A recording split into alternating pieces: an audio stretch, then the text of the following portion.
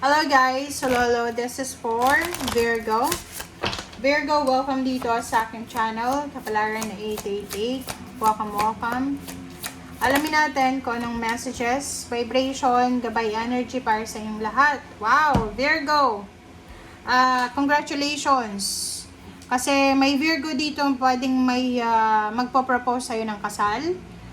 May Virgo dito magkakagusto sa inyo. May Virgo dito na makakatanggap ka ng balita na yung kakilala mo ay ikakasal na. So, congratulations sa inyo because there's a good news of celebrations. There's a good news of success, promotion, salary increase, or whatever news man yan na worth celebrating.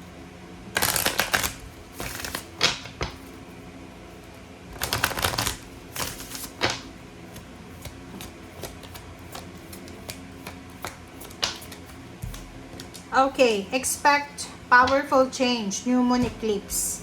Wow. So, sabi ng baraha sa'yo, I think the new moon is April 17. So, sinasabi ng baraha dito, nasako pa siya kasi yung reading natin is from April 13 to 19. So, whatever man, Virgo, na magbabago sa'yo, i-expect mo na napakalakas, napaka-powerful ng pagbabago na to. So, from being married to single, from single to married, mabilis ang relationship, mabilis ang pregnancy, mabilis ang love life, mabilis ang promotion, salary increase, victory, and success. Wow!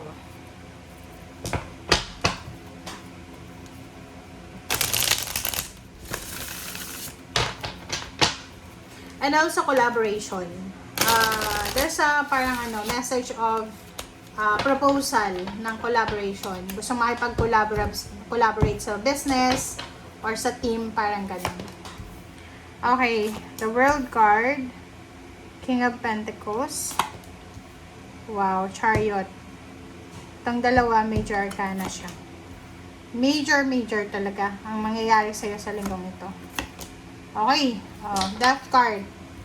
Death card and love life sa ilalim. So, sabi ng baraha sa'yo dito, Virgo, congratulations because there's an endings and new beginnings. This is Alpha and Omega. May matatapos and may magsisimula. It's either relationship, from being single to in a relationship to being married, from unemployed to employed, from being an employee to boss or CEO, parang ganon. Isang exciting na relationship, isang exciting na collaboration, partnership, relationship ang posibleng mabubuo. Magbo-blossom siya. This week, pwedeng may relationship na magsimula, may kasal, parang ganun. Maybe you're invited. Maybe you're invited sa kasal, or maybe you're invited sa isang celebration. Next is Judgment and Knight of Pentacles. So, nakikita ko sa'yo dito, isang napaka-crucial, napaka-importanteng desisyon ang kailangan mong gawin regarding sa pera. Like, halimbawa may nag-o-offer sa'yo ng trabaho. Nakikita ko sa'yo dito, mayroon kang takot Natatakot ka, Virgo. But, kung makikita mo dito sa judgment na to, kung may nag-o-offer sa'yo ng pera, may nag-o-offer sa'yo ng trabaho, lumabas ka sa comfort zone mo, and then tingnan mo, baka itong ino-offer sa'yo ay para sa'yo talaga. Huwag kang matakot. Huwag kang matakot na mag-fail. Huwag kang matakot na mawala ng pera. Okay? And sa ngayon, sinasabi ng baraha sa'yo, huwag kang masyadong nakafocus sa pag-iipon ng pera, lalo sa linggong ito. Huwag kang masyadong mag-focus sa ipon ng ipon, ganyan. Kasi, ang linggong ito para sa'yo, ay focus ito para sa kung ano yung matatapos, kung ano yung sisimulan.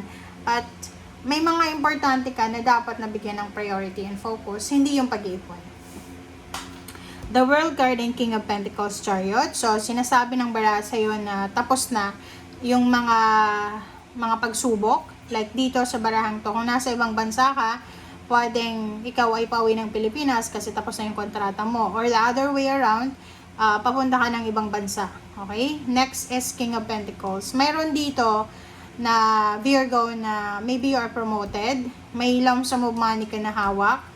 So, you're promoted to a higher position. So, talagang this is decided, this is sure na maraming pera ka nang mahawakan. Another is, pwedeng magta-travel ka, pwedeng bibili ka ng sasakyan, bibili ng plane ticket, bus ticket, whatever man, And nakikita natin dito yung movement na nakafocus ka sa movement. Next is Four of Swords. Yung Four of Swords naman dito is pagpapahinga. So, this week din, since ang dami-daming mga nangyayari sa linggong ito, mga positive news, positive victory, ganyan-ganito, as much as possible, kailangan mo rin magpahinga. Kailangan mo din, kasi maraming magbabago sa linggong ito. Parang 360 degrees na magbabago yung buhay mo. And magpahinga ka, kasi baka ma-overwhelm ka. Kasi pag maraming blessings tayo na natatanggap, minsan, pag hindi tayo nakakapagpahinga, na-overwhelm tayo. So, dito sa barahang ito, huwag kang masyadong ma-stress. Focus ka lang sa kung ano yung pinaka-priority mo sa ngayon. And importante yung pagpapahinga.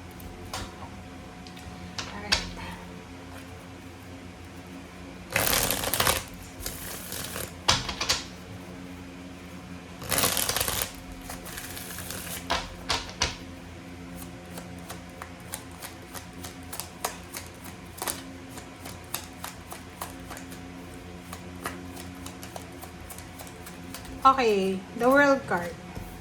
Diba? Partnership, planning. So, pwedeng ang nakikita natin dito na relationship is, meron ditong Virgo na you're having a relationship with a foreigner, ibang lahi siya, or pwedeng Pinoy, pero nasa ibang bansa siya. So, the two of you are planning to like travel around the world or mag-migrate sa ibang bansa. Yung iba din sa inyo dito, dalawa kayo, parehong babae, parehong lalaki, magkaibigan, and nagpaplano kayo together na pumunta ng ibang bansa para magtrabaho or magbakasyon. Ang mahal ng gasolina ngayon. Ang hirap ng plano na yan. Okay. Nine of Water, King of Pentacles. So, dito sa barahang yan, sinasabi ng barahan na you will be super happy. Okay? You will be super happy, contented, kasi financially, yung mga wishes mo, yung dreams mo, ay mangyayari na. So, this is the fulfillment of your emotional wishes, dreams, and happiness. Hindi lang pera, relationship din, yung iba. Mamamanifest nyo yung relationship na gusto nyo.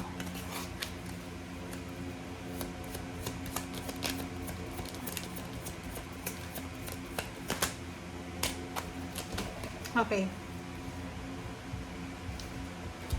Okay, Eight of Fire. Isang napakabilis na travel, napakabilis na movement, napakabilis na action ang posibleng gagawin mo, Virgo. Nakikita ko sa'yo, pwedeng mabilis kang bibili ng plane ticket, bibiling sasakyan, pwedeng electric car ito, or electric motor, whatever man. And another is Knight of Air. Sinasabi ng bara sa'yo dito na sobra-sobra yung motivation mo dito. Napakabilis ng plano na to. Bigla-bigla kang makakapag-isip na gusto mong maging OFW. Or kung OFW ka na, gusto mong lumipat sa mas mayaman na bansa. So, nakikita ko sir dito na nakakaramdam ka ngayon ng motivation. You are super motivated, determined, and then confident na etong plano mong ito, eto yung magiging solusyon para makalaya ka sa kung ano man na restrictions, delays, hang-ups, or ano pa man na kinaroroonan mo sa ngayon. Okay? Thank you guys. Bye!